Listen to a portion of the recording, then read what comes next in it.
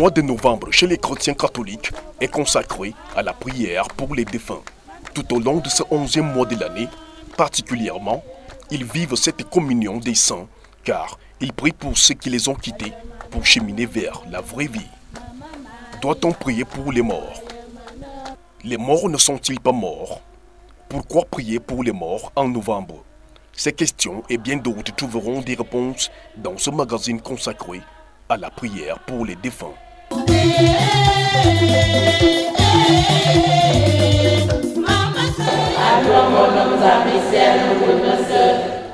Dans le calendrier liturgique de l'Église catholique, la pratique veut que chaque mois soit dédié à une dévotion particulière. C'est ainsi qu'il y a des mois qui sont dédiés à Marie. Les mois de mai, août, octobre, le mois de juin est consacré à la dévotion du Sacré-Cœur. Pour ne citer que cela, le mois de novembre est lui dédié à la prière pour les défunts. C'est une pratique de l'Église qui remonte à très longtemps, pratiquement au Xe siècle, avec quelqu'un qui s'appelait Odilon, qui a vécu dans les années 998 par là, et qui était responsable d'une abbaye, et qui a donc consacré le 2 novembre à la prière pour les défunts des frères de sa congrégation. Et l'Église a simplement suivi cela, et d'autant plus que le 1er novembre, l'Église prie pour vénérer nos frères les saints qui sont entrés dans la vision béatifique de Dieu et que l'Église nous propose comme modèle. La pratique de la prière pour les défunts a été officialisée et répandue à toute l'Église vers 1054.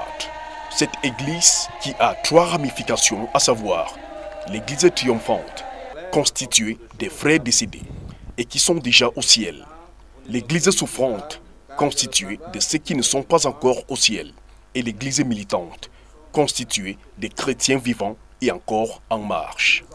L'abbé Joseph Bikula Ateba, curé recteur de la paroisse Sacré-Cœur de Jésus de Mokolo, fait partie de la 3e ramification. Il explique les bienfaits des prières qu'ils font pour les défunts en novembre. L'Église n'attend pas seulement le mois de novembre.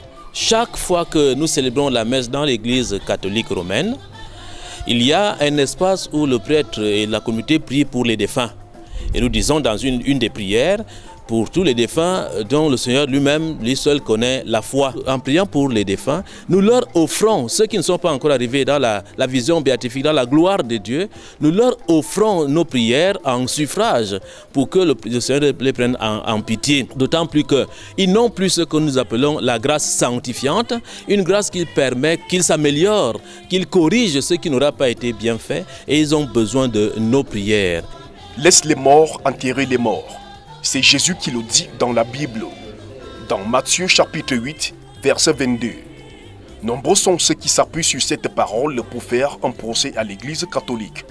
Pour eux, les morts sont morts et les vivants ne peuvent plus rien faire. C'est un Africain qui le dit, les morts ne sont pas morts. Alors prétendre dans une mauvaise interprétation de ces propos de Jésus, laisser les morts enterrer leurs morts, ces propos de Jésus qu'ils veulent dire tout simplement, donnons la primauté à Dieu, donnons la principauté à Dieu, donnons la première place à Dieu, ne veulent pas dire que nous ne devons pas prier pour nos frères et nos sœurs qui sont partis. Cette parole veut dire que ceux qui ne croient pas en moi, Jésus, le Fils de l'homme, qui donne la vie, que cela s'occupe des choses de la terre et s'occupe d'enterrer ceux qui sont morts. En fait, le mot mort ici est donc ambivalent.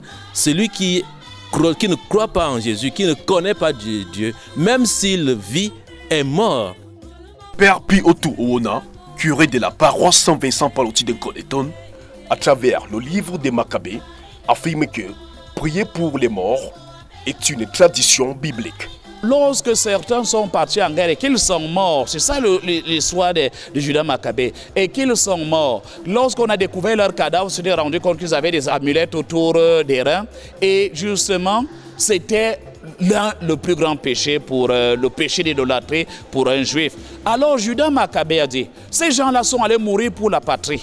Est-ce que Dieu va accepter que parce qu'ils sont allés prendre des protections ailleurs comme des talismans, est-ce que Dieu qui est bon, Dieu qui est amour, va accepter que ces gens meurent définitivement? Qu'est-ce qu'il a fait? Il a fait faire une collecte pour le pardon de leurs péchés. Et ce livre nous dit, s'il n'avait pas cru à la résurrection de la mort, il aurait trouvé vaine la prière pour les morts.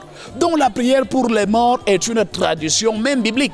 Après avoir suivi tous ces points-là, nous pouvons conclure que, de toute éternité et sous tous les cieux, le souvenir de nos défunts reste tellement vif et vivace dans nos mémoires. Croyants ou non, ceux qui sont partis restent présents dans notre souvenir. Et nous faisons mémoire de ces gens-là.